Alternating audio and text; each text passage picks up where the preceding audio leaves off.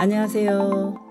어드미션 마스터즈의 경험이 있는 탑 명문대 입학심사위원들과 함께 미국 대학 입시의 궁금증을 풀어가는 교육 컬럼니스트 진아킴입니다.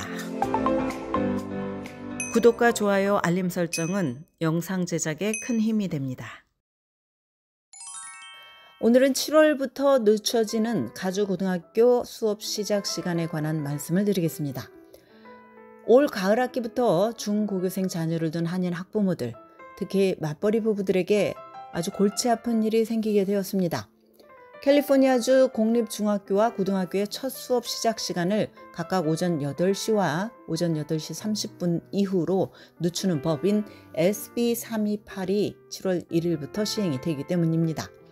지난 2019년 개빈 뉴섬 주지사가 서명한 SB 328은 공립중고등학교의 수업 시작 시간을 지금보다 늦추는 것으로 이 같은 법은 50개 주 가운데 캘리포니아주가 처음 시행을 하게 되었습니다. SB 328 시행으로 차러스쿨을 포함한 공립고등학교들은 오전 8시 30분보다 일찍 수업을 시작할 수 없으며 중학교는 8시 이후에 첫 수업을 시작을 해야 합니다. SB 328을 발의한 민주당의 앤서니 포르탄티노 가주 상원 의원에 따르면 이 법은 청소년들의 수면 부족이 야기하는 문제들을 해소하기 위해 고안이 되었습니다. 스트레스와 불안증, 우울증 등 청소년 웰빙을 해치는 여러 정신건강 문제들을 예방할 뿐만 아니라 수업 출석률을 높이고 지각을 줄이려는 목적도 수반을 하고 있습니다. 이 법을 적극 지지하는 북가주의 로스알토스의 한 12학년생은 이 같은 변화가 학생들의 스트레스를 줄이고 삶의 질을 높여줄 것이라고 이유를 밝혔습니다. 현재 오전 8시에 첫 수업을 시작한다는 이 학생은 주위에 매일 밤잠을 충분히 자는 친구들이 거의 없다면서 무려 9시간을 잔다는 학생들을 만난다면 그것은 놀라운 일이 될 것이라고 말을 했습니다. 수면 전문가들도 이에 대해서 환영의 입장을 밝히고 있습니다. 스탠포드 대학의 소아과 부교수이자 스탠포드 칠드런스 헬스에서 소아 수면 전문가인 수밋 바르가바 박사에 따르면 청소년들의 뇌는 성인과는 달리 여전히 발달 단계에 있으며 만성적인 수면 결핍은 성인이 된 뒤에 질병을 일으킬 위험을 증가시킨다라고 말을 했습니다. 잠을 1시간 더 자면 학생들이 우울증이나 불안증과 같은 심리적 불안증을 덜 겪게 되고 학업적으로 더 나은 성과를 내는 경향을 보인다고 바르가바 박사는 설명을 했습니다. 그러나 이 법에 대해서 비판적인 목소리도 나옵니다. 맞벌이 부부들은 수업 시작 시간이 늦어지면 아침에 자녀들을 학교에 데려다주고 픽업하는 시간에 차질이 생길 수 있다고 주장을 합니다. 첫 교시 시작이 늦으면 마지막 수업도 늦게 끝날 수밖에 없어서 방과 후에 과외활동 시작도 늦어지게 됩니다. 이로 인해서 저녁 시간까지 영향을 끼친다고 맞벌이 부부들은 지적을 합니다. RMRS 오렌지 카운티 교육감은 일부 가정은 자녀 픽업 스케줄을 조정하는 것이 쉬울지 모르나 맞벌이를 하는 부모들은 근무일에 자녀가 학교 수업을 늦게 시작한다면 매우 곤란한 상황에 처하게 된다고 일간지 기고를 통해서 주장을 했습니다. 선택적 수업으로 정규 수업 전에 시작하는 영교시 수업은 SB 328에 적용을 받지 않습니다. 하지만 영교시 수업은 대부분의 학생들이 택하지 않기 때문에 학생의 절대 다수는 첫 수업 시작이 늦어지게 됩니다.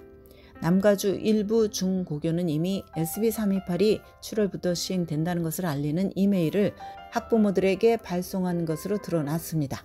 이 법은 교육부들이 자체 웹사이트를 통해서 청소년들에게 수면 부족이 어떤 영향을 미치는지에 대한 리서치 내용을 공표할 것을 권고하고 있습니다. 수면 전문가들은 이 법의 시행으로 학생들의 학업 컨디션이 좋아지고 또 전체적인 웰빙에 크게 기여할 것으로 기대를 합니다. 2011-2012년 실시된 한 조사에 따르면 캘리포니아주에는 300만 명이 넘는 중고교생이 있으며 또 이들의 4분의 3이 오전 8시 30분 이전에 첫 수업을 시작을 합니다. 현재 캘리포니아주 공립중고교의 평균 첫 수업 시작 시간은 오전 8시 7분인 것으로 나타났습니다. 이 법은 예외가 해당되는 일부 시골 지역 학교들 외에 전체 학생의 80-90%에 적용될 것으로 알려졌습니다.